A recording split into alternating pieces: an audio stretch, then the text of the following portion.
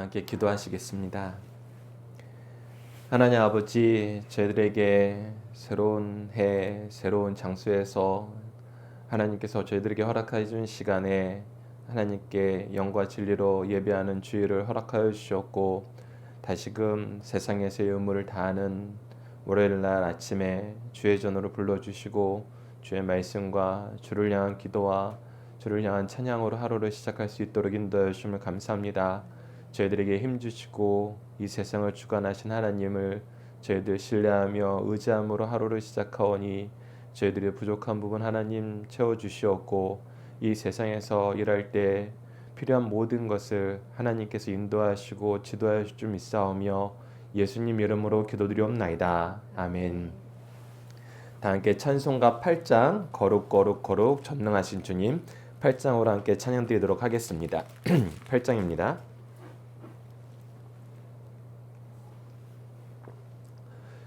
거룩 거룩 거룩 전능하신 주님, 이른 아침 우리 주를 찬송합니다. 거룩 거룩 거룩 자비하신 주님, 성삼위일체 우리 주로다. 거룩 거룩 거룩 주의 보좌 앞에 모든 성도 면류관을 벗어드리네. 천군 천사 모두 주께 굴복하니 영원히 위에 계신 주로다. 거룩 거룩 거룩 주의 빛난 영광, 모든 죄인은 어두워 볼 수 없도다. 거룩하신 이가 주님밖에 없네. 온전히 전능하신 주로다. 거룩 거룩 거룩 전능하신 주님, 천지 만물 모두 주를 찬송합니다. 거룩 거룩 거룩 전능하신 주님, 성삼위일체 우리 주로다. 아멘.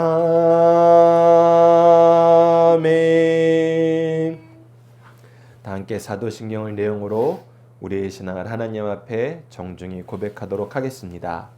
나는 전능하신 아버지 하나님, 천지의 창조주를 믿습니다. 나는 그의 유일하신 아들 우리 주 예수 그리스도를 믿습니다. 그는 성령으로 잉태되어 동정녀 마리아에게서 나시고 본디어 빌라도에게 고난을 받아 십자가에 못 박혀 죽으시고 장사된 지 사흘 만에 죽은 자 가운데에서 다시 살아나셨으며 하늘에 오르시어 전능하신 아버지 하나님 우편에 앉아 계시다가 거기로부터 살아있는 자와 죽은 자를 심판하러 오십니다. 나는 성령을 믿으며 거룩한 공교회와 성도의 교제와 죄를 용서받는 것과 몸의 부활과 영생을 믿습니다. 아멘. 오늘 우리에게 주신 하나님의 말씀, 우리가 함께 나눌 말씀은 누가복음 말씀 계속 이어서 1장 57절에서 66절 말씀입니다. 누가복음 1장 57절에서 66절 말씀 제가 봉독해 드리도록 하겠습니다. 엘리사벳이 해산날 기한이 차서 아들을 낳으니 이웃과 친족이 주께서 그를 크게 긍휼히 여기심을 듣고 함께 즐거워하더라.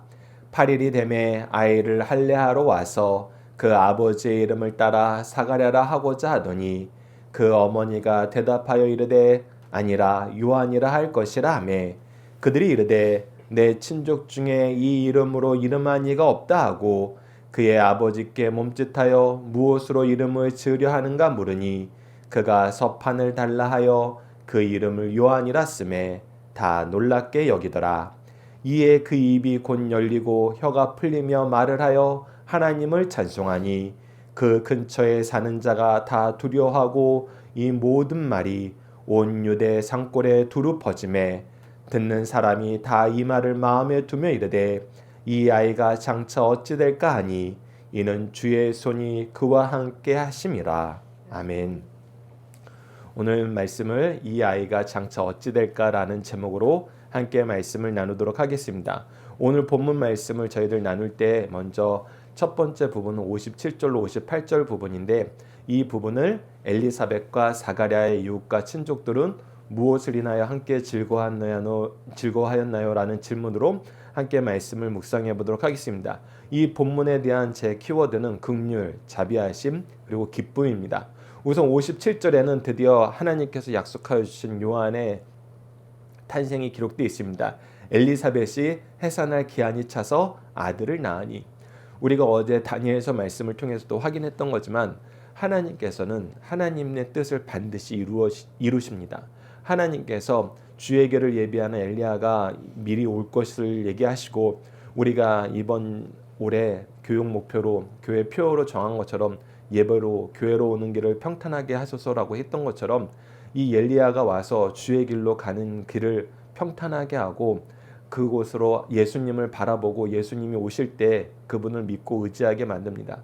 근데 그 첫 번째 함성이 우리가 이미 알다시피 회개하라 천국이 가까웠느니라. 우리가 죄의 문제를 해결해 주는 것, 우리가 부모로서 죄의 문제가 가장 중요한 문제라는 것. 왜 우리가 부모로서 죄의 문제가 가장 중요하게 여겨야 하나요? 바로 하나님께서 죄의 문제를, 죄의 해결을 가장 중요하게 여기기 때문입니다. 그래서 하나님의 기준이 우리의 기준이 되었을 때 우리는 하나님의 뜻을 이루는 하나님의 일꾼이 되고 그런 하나님의 뜻을 이룰 때 우리가 넉넉히 이기게 된다는 승리의 확신을 가지게 되는 이유는 무엇이냐면 바로 하나님이 그것을 계획하셨기 때문입니다. 엘리사벳의 해산, 세례 요한의 탄생, 마리아의 해산, 예수님의 탄생, 이 모든 것은 반드시 이루어지는 것입니다. 왜? 그것이 하나님의 계획이기 때문에, 하나님의 뜻이기 때문에. 그래서 기한이 차서 아들이 나왔습니다. 그리고 어떤 일이 발생하느냐? 이웃과 친족이 주께서 그를 크게 긍휼히 여기심을 듣고 함께 즐거워하더라. 하나님의 긍휼하심과 자비하심, 하나님의 사랑, 하나님의 은혜가 이 집안에 임했다는 것을 누구도 부인할 수 없습니다. 어떻게 누구도 부인할 수 없게 만드셨나요? 바로 나이 많아서 해산할 수 없는 연령대가 되었는데도 아이를 주신 거예요. 이것은 창조주 하나님께서 생명을 다시 살리는 부활의 하나님께서만 하실 수 있는 일임을 모든 사람이 인정하게 만든 것입니다. 그리고 이것을 이 가문에, 이 가정에 허락하신 것을 사람들이 알아요. 그래서 그 은혜를 받음을, 그 은혜가 함께 있음을 함께 즐거워하게 됩니다. 우리가 다시 한번 강조합니다. 하나님의 은혜의 역사가 임할 때에는 회복의 역사가 있고 즐거움의 역사가 있고 평강의 역사가 있습니다. 우리가 주의 일을 한다 그러면서 누군가를 옥죄고 누군가를 협박하고 누군가를 슬프게 만드는 거, 이거 사실 좋은 거 아닙니다. 우리가 때로는 효과적인 면에서는 그것이 편할 수 있습니다. 더 좋은 효과를 낼 수가 있어요. 그래서 주로 이단들이 이 방법을 사용합니다.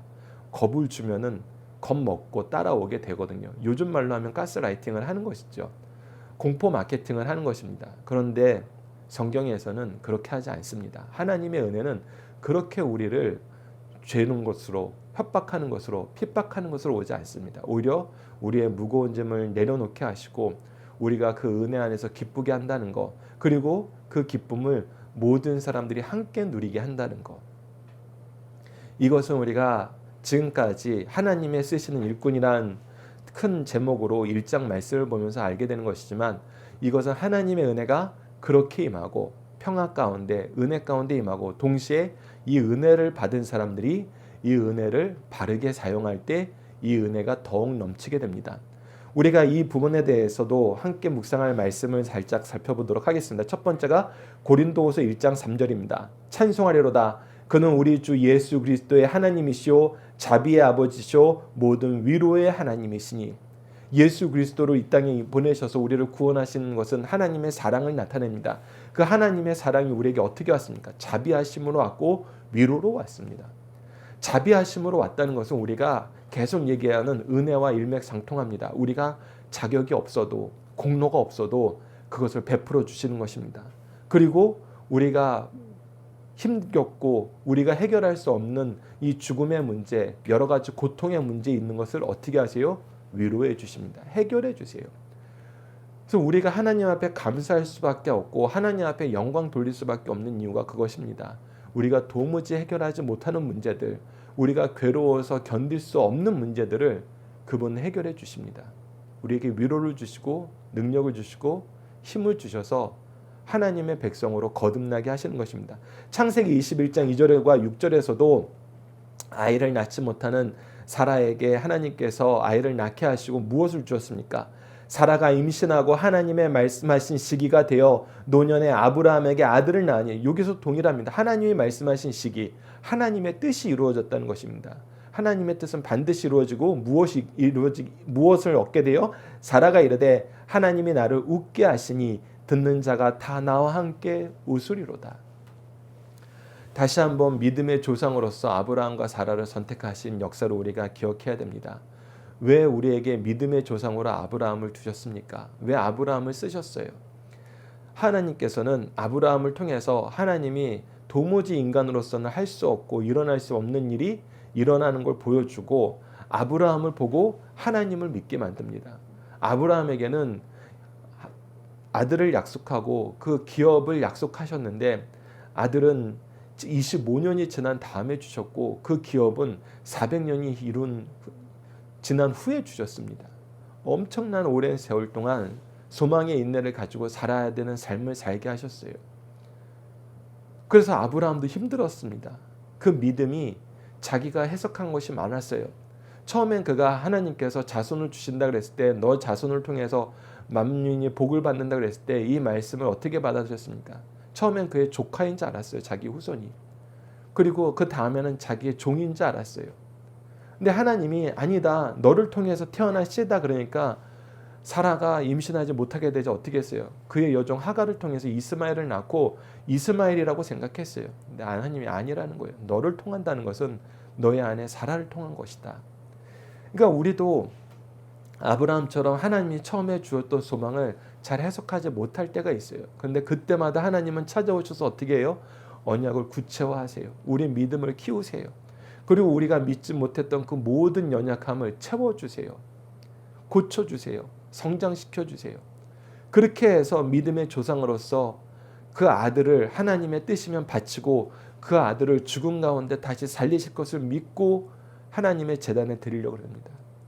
그 믿음을 얻게 하시고 그 믿음으로 말미암아 우리에게 믿음의 조상이라 하시고 우리는 이제 아브라함처럼 오랜 세월 고생하지 않아도 그 아브라함의 모습을 보고 우리는 믿게 되는 것입니다. 그래서 이 믿음의 조상이 있는 것은 우리에게 무엇이 돼요? 기쁨이 돼요. 동일합니다. 사라도 그 얘기를 하는 거예요.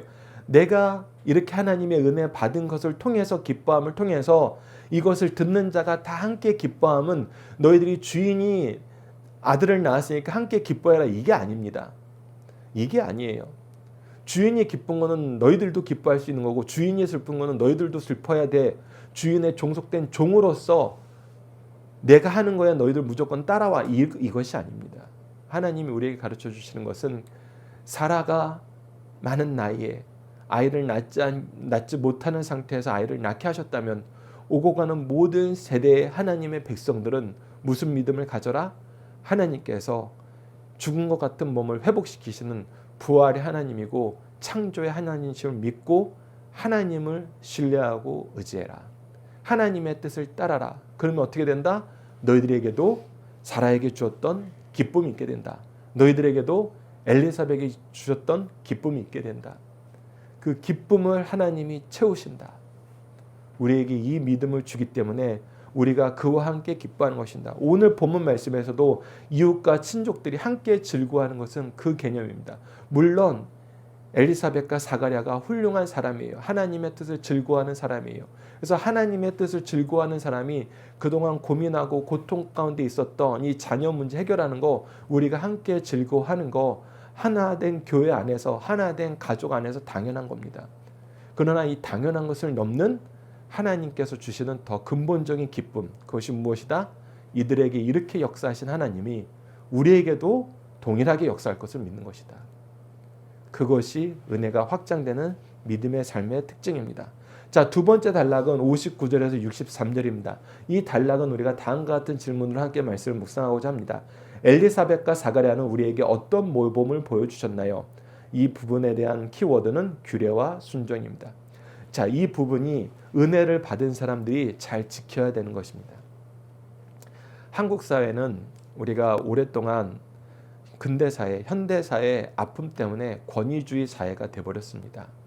독재를 지나오고 있는 사람 중심으로 모든 것이 돌아가는 것을 당연시 여기다 보니까 권위주의가 사회가 돼가지고 교회 안에서도 은혜 받은 사람들이 가끔 실수하는 게 있습니다. 그래서 자라나고 이 사회가 형성하고 있는 문화가 굉장히 중요해요.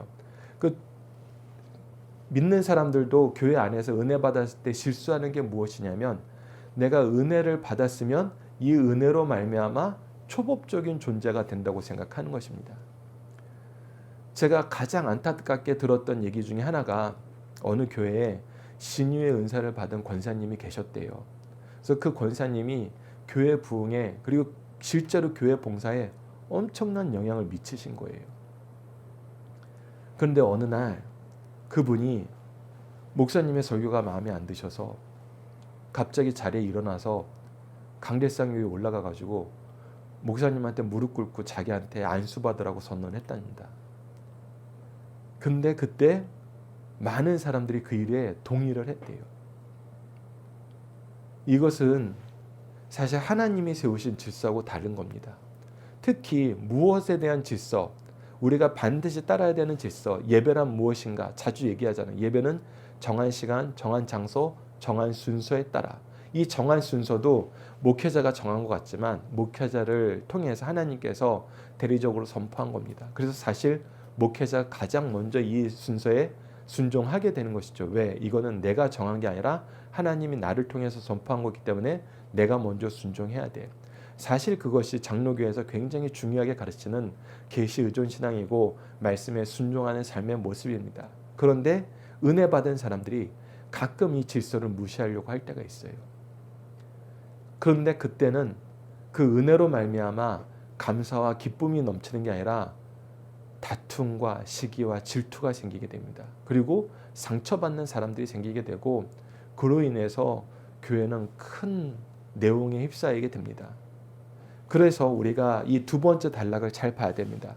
하나님께서 은혜를 주셨어요. 메시아의 길을 준비하는 그 길, 성경에 예언된 그 엘리야를 주셨어요. 그래도 엘리사벳과 사가랴는 무엇하는 삶을 살아요?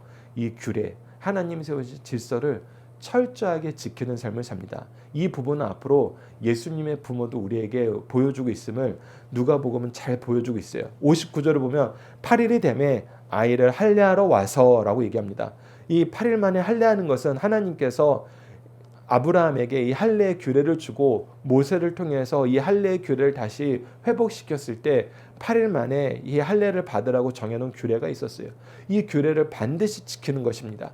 그래서 8일이 되면 아이들을 할례하러 와서 그 아버지의 이름을 따라서 사가랴로 하고자 하더니 라고 얘기합니다. 근데 친척들이 이제 이때 아이의 이름을 짓는데, 미국에서 우리가 자주 보게 되는 그 문화 중에 하나가 사람의 이름이 뭐뭐 주니어라고 표시되는 경우가 있습니다. 그 뭐뭐 주니어라고 되는 표현이 바로 이때부터 내려오는 규례를 따라가는 것으로 보고 있어요. 그것은 무엇이냐면 바로 아버지의 이름을 따서 아들 이름을 짓고 그 아버지의 이름과 아들 이름을 구분하기 위해서 주니어란 표현을 하는 것입니다. 그런데 이때에도 아버지 사가랴가 너무 훌륭한 사람이기 때문에 너무 하나님의 규례를 잘 지키고 사람들한테 존경을 받는 사람이었고, 특히 오늘 말씀에서도 하나님의 긍휼하심을 충만하게 받은 사람이기 때문에 이 아이의 이름을 사가랴로 짓자. 왜? 아버지가 말을 못하니까 친척들이 와서 이 일에 같이 동참을 하는 것입니다. 그런데 어머니가 갑자기 그게 안 된다 그러는 거예요. 60절을 보면 그 어머니가 대답하여 이르되 아니라 요한이라 할 것이라 라고 얘기해요. 왜 요한이라고 얘기합니까? 앞서서 우리가 봤던 것처럼 하나님께서 천사를 보내서 가브리엘 천사를 보내서 엘리사벳에게 사가랴에게 아이가 생길 것이라고 얘기하고 아이의 이름을 요한이라고 해라. 하나님께서 지정해 주신 것이기 때문이에요. 그랬더니 사람들은 이 내용을 모르기 때문에 의아해하는 것입니다. 그래서 61절에 보면 그들이 이르되 내 친척 중에 이 이름으로 이름한 이가 없다 하고, 이때는 사람들이 이제 흥분을 하는 거예요. 왜? 이것이 유대의 전통인데 8일 만에 할례 지키는 것은 하나님께서 정해준 규례이고, 또 어떤 면에서 아버지의 이름, 존경하는 아버지의 이름을 따라서 우리 가문에 주신 하나님의 축복, 특히 이름이라는 것은 우리 가문에 주신 하나님의 뜻, 하나님의 축복을 내포하는 경우가 많거든요. 그렇기 때문에 이것이 하나님의 법은 아니지만 이스라엘 민족이 가지고 있던 좋은 규례로서, 좋은 전통으로서 아버지의 이름을 따르는 것은 굉장히 좋은 모습이에요. 내가 하나님이 우리 가문에 주신 이 직분을 감당하겠다, 이 은혜를 감당했다, 이 의미가 있는 거거든요. 근데 이것을 거부하니까 솔직히 사람들 입장에서는 기분이 나쁜 거예요. 아니, 하나님의 긍휼하심을 받았다고 기뻐하는 이 가문이 왜 우리가 가지고 있는 좋은 전통 안에서 이 신앙의 유산을 따르는 것은 거부할까? 이거 엘리사벳이 혹시 뭔가 다른 생각 가지고 있는 것이 아닌가? 다른 욕심이 있는 거 아닌가? 이렇게 생각할 수 있는 상황이란 것이죠. 그래서 어떻게 하냐면 그 아버지에게 다시 물어보는 거예요. 야, 그래도 엘리사벳이 그래도 사가랴는 그렇지 않겠지. 왜? 자기 이름을 따는 것은 굉장히 영광스러운 일이고 하나님 앞에 충성된 일꾼으로 제사장의 직분을 잘 수행하는 사람이었으니까 그러지 않겠지라고 물어봤는데, 이 사가랴도 어떻게 해요? 서판을 달라하여 그 이름을 요한이라 쓰매. 왜? 사가랴도 동일한 거예요. 그랬더니 어떻게 해요? 사람들이 다 놀라는 거예요. 이때 놀라는 것은 이제 사가랴가 이 모습을 보여주자 사람들도 새로운 생각을 하는 거예요. 어떻게 사가랴마저 이 일을 하지? 왜 이 이름을 따르지? 이상하게 여기는 것입니다. 우리가 다음 단락을 잠깐 먼저 보면은, 그랬더니 어떤 일이 발생해요? 이에 그 입이 곧 열리고 혀가 풀리며 말을 하며 하나님을 찬송하니. 그랬더니 어떻게 된 거예요? 그가 말 못하는 상황에서 벗어난 거예요. 여기서 하나님을 찬송하는 것을 통해서 사람들은 무엇을 발견하는 거예요? 하나님의 뜻을 발견하는 거예요. 하나님의 역사가 있었음을 깨닫게 되는 거예요.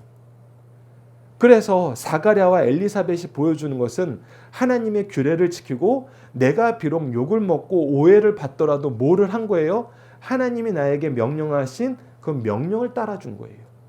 여러분, 이게 굉장히 중요합니다. 우리가 하나님의 뜻을 알았을 때 오랫동안 가문에서 이어오던 전통, 교회에서 이어오던 전통을 우리가 전통 때문에 이게 하나님의 뜻이 분명한데 따르지 못할 때가 있어요.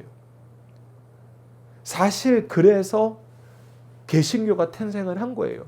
오랫동안 카톨릭에서 지켜오던 잘못된 거, 말씀에서 떠난 거, 그것이 오랫동안 고착화되어 있고 그것을 사람들이 받아들이고 그것을 안 하면 오히려 고통스러워하기 때문에 그것을 지켜왔어요. 근데 그거는 하나님의 뜻하고 다른 거예요. 그랬던 거는 우리가 어떻게 해야 돼요? 고칠 줄 알아야 돼요. 근데 그 고치는 과정에 우리가 들어가면 어떻게 돼요? 오히려 사람들이 싫어해요. 사람들이 오히려 미워해요. 핍박당하는 경우가 있어요. 그래도 우리는 어떻게 해야 돼요? 이때도 우리는 하나님의 뜻에 순종해야 됩니다. 하나님의 뜻에 순종하면 하나님이 무엇을 보여줘요? 이것이 하나님의 뜻이라는 걸 보여줘요. 그렇기 때문에 우리가 중요한 거, 우리가 해야 되는 거, 은혜 받은 사람들은 더더욱 무엇을 해야 된다? 기존에 있던 하나님의 말씀도 지키고 하나님의 뜻이 분명한 것은 잘못된 것도 고치면서 순종의 모범을 보여야 된다. 어제도 우리가 성경 공부 시간에 잠깐 얘기했지만 순종이라고 얘기하면은 우리 기존의 삶의 태도에서는 이것은 무거운 거예요. 힘든 거예요. 어려운 거예요. 거치는 거예요. 괴로운 것입니다. 근데 전제가 있어요. 그 전제가 뭐죠? 하나님의 뜻 안에서, 하나님의 뜻으로. 그러면 어떻게 된다고요? 하나님이 책임져 주신다. 다니엘서를 통해서 우리가 끊임없이 확인하는 거, 하나님의 뜻에 순종하면 하나님이 책임져 주신다. 오늘 본문 말씀에서도 우리가 다음 단락에서 확인하는 거지만 우리가 하나님의 뜻을 따르면 하나님이 책임져 주신다.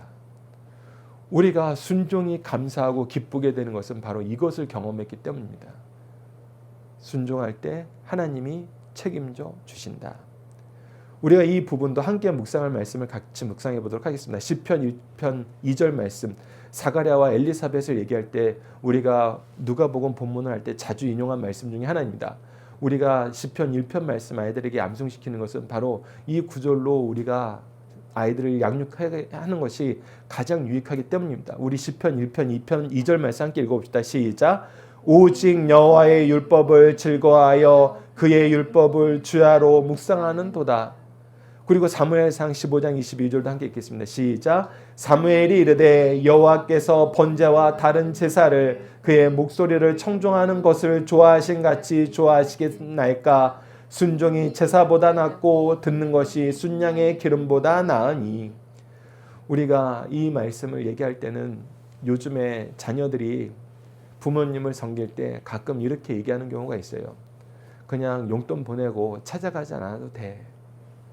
그때로는 부모님들도 야, 뭘 이런 거를 하냐, 그냥 용돈으로 줘라, 이렇게 얘기하는 부모님도 있다고 그래요. 근데 우리가 솔직히 부모 돼보면은 우리가 가난하고 연약할 때에는 그래, 용돈을 보내주는 게 나한테는 가장 좋지, 이렇게 생각할 수 있어요. 그런데 내가 넉넉한 부모일 때는 어떻게 생각합니까? 나와 함께하고 나의 이야기를 청종하고 내 교훈을 따라서 사는 삶을 사는 거, 그거 사실 부모가 가장 즐거워하는 거거든요. 더군다나 우리 하나님은 절대 부족한 것이 있을 수 없는 분이십니다. 그렇기 때문에 하나님께는 우리가 헌금 열심히 하면 되지. 어떤 분들도 그래요. 내가 열심히 일해서 11조 많이 하는 게 교회에도 하나님께도 목사님한테 도움되는 거 아니오. 그러니까 내가 일이 있을 때는 좀 예배 빠집시다. 그렇게 얘기하는 사람들이 있어요. 실제로 그렇게 행동하는 사람도 있습니다. 그런데 계속 얘기합니다. 하나님께는 가장 중요한 순종은 예배의 순종입니다. 그래서 우리가 제사 많이 드리는 거 좋은 거 아니에요. 그게 주가 되는 거 아니에요. 물론 하나님 세우신 규례를 지킨다는 면에서는 형식도 질서도 우리가 잘 따라야 돼요. 그러나 더 중요한 건 뭐다? 순종하는 것이다. 듣는 것이다. 순종이 없는 제사는 그거는 내가 하나님한테 적선하는 거예요. 하나님하고 거래하는 거예요. 은혜를 받은 사람들은 이렇게 살 수 없어요. 왜? 은혜가 내가 하나님하고 거래가 아니라는 걸 은혜 받은 사람들이 제일 잘 알아요. 내가 자격 없는데 받았습니다. 조건을 충족시킨 게 하나도 없는데 하나님 주셨습니다.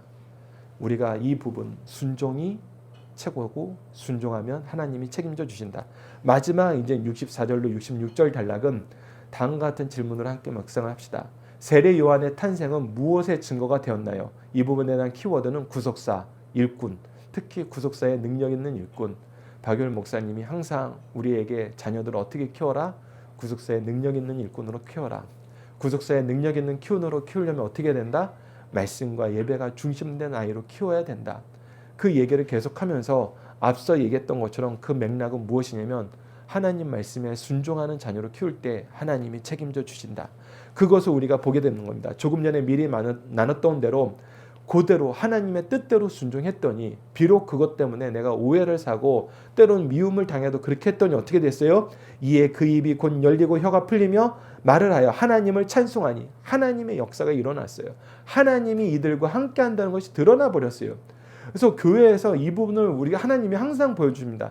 누가 하나님에게 참되게 순종하는 자인가 라고 했을 때는 내가 사람들한테 미움을 당하더라도 순종하는 사람이 하나님이 쓰시는 사람이라는 걸 하나님은 반드시 보여줘요. 제가 예전에도 학교에서 토론했던 얘기를 자주 했습니다.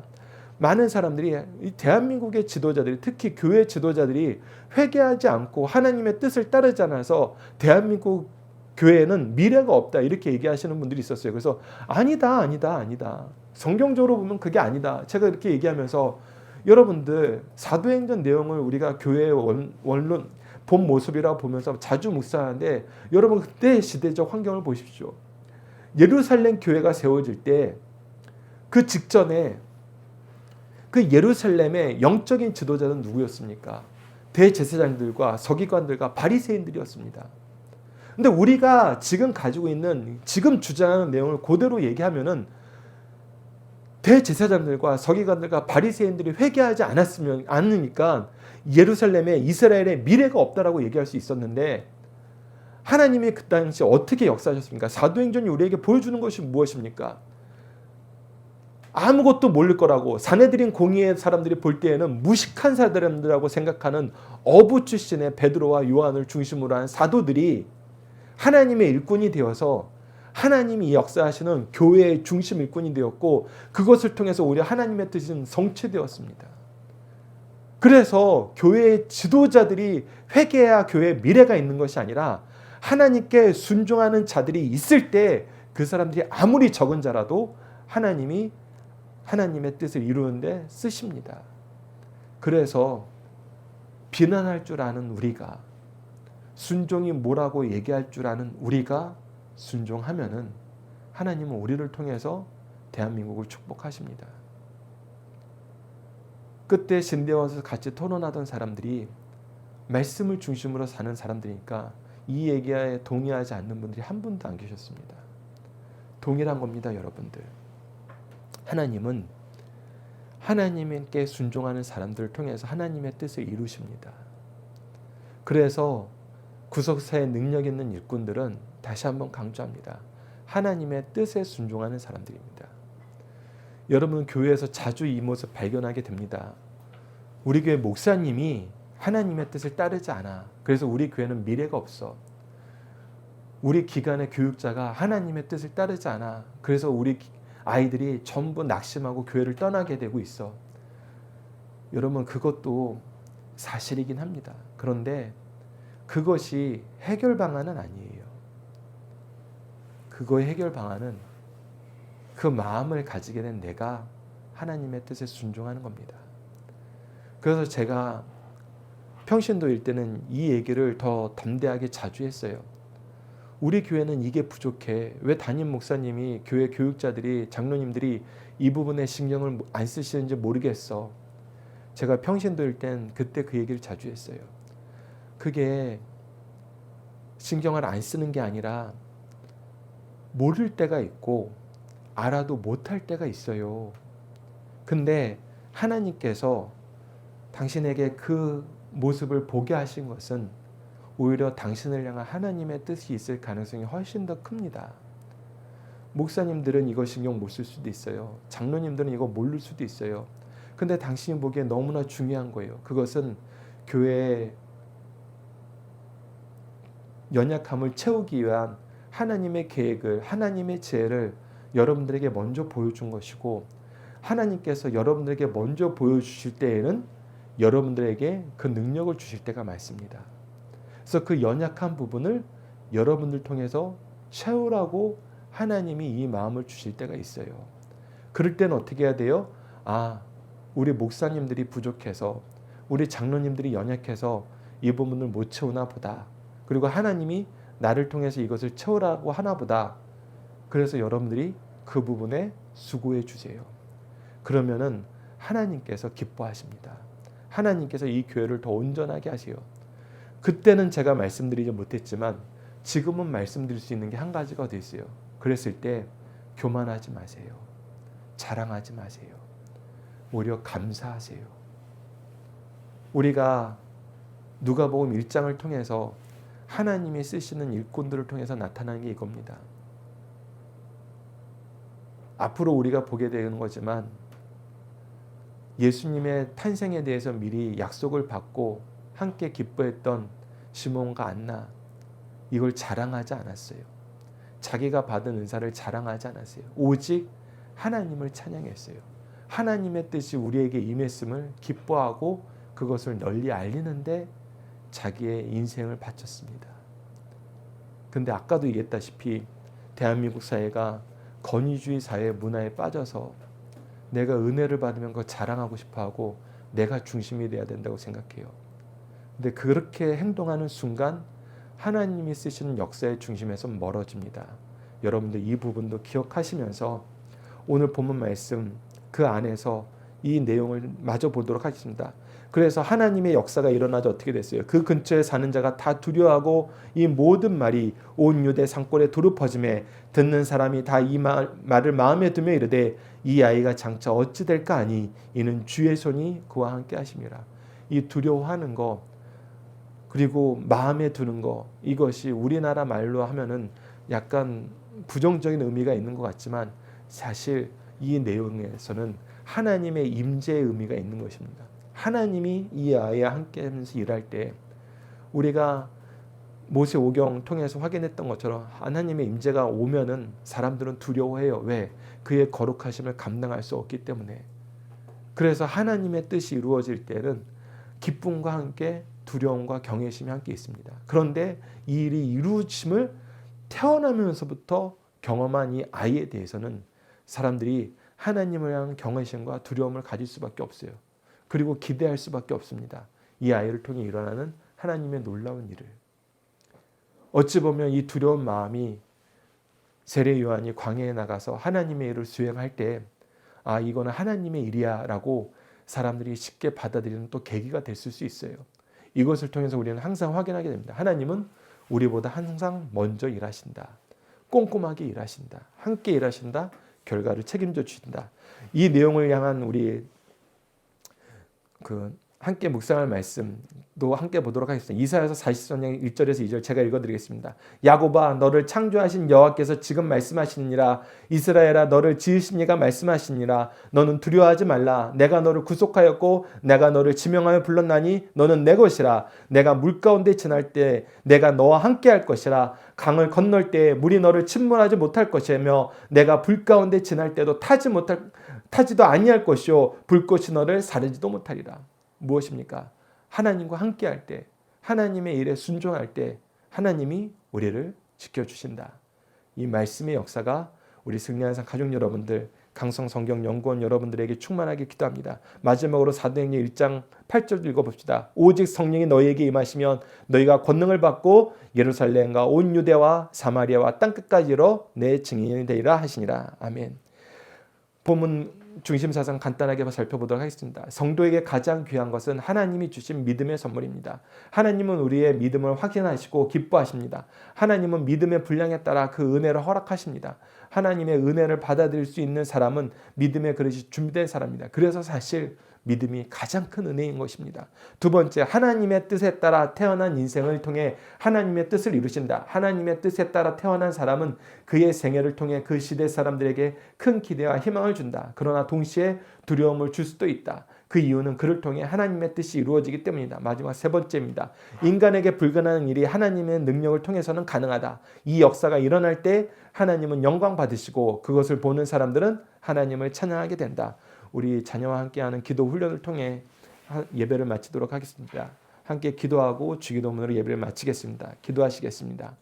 우리를 구원하시고 일꾼 삼아 주시는 하나님, 우리를 자녀와 일꾼 삼으려고 창세 전부터 계획하시고 영적인 부모를 통해서 말씀과 기도로 양육받고 주의 몸된 교회에서 자라게 하심을 감사합니다. 우리가 구속사의 일꾼이 된 것을 감사하는 것처럼 우리 자녀와 성도들이 구속사의 일꾼 되길 사모하며 기뻐해야 하는데 세상의 지위와 평판을 더 즐거워함을 용서해 주소서. 부족한 나의 기준이 아니라 죄악된 세상의 요구가 아니라 거룩하시고 자비하심이 충만한 하나님의 기준으로 자녀를 양육할 수 있도록 도와주소서. 예수님 이름으로 기도드립니다. 아멘. 주기도문 하시겠습니다. 하늘에 계신 우리 아버지의 이름을 거룩하게 하시며 아버지의 나라가 오게 하시며 아버지의 뜻이 하늘에서와 같이 땅에서도 이루어지게 하소서. 오늘 우리에게 일용할 양식을 주시고 우리가 우리에게 잘못한 사람을 용서하여 준 것 같이 우리 죄를 용서하여 주시고 우리를 시험에 빠지지 않게 하시고 악에서 구하소서. 나라와 권능과 영광이 영원히 아버지의 것입니다. 아멘. 기도하는 시간 갖겠습니다.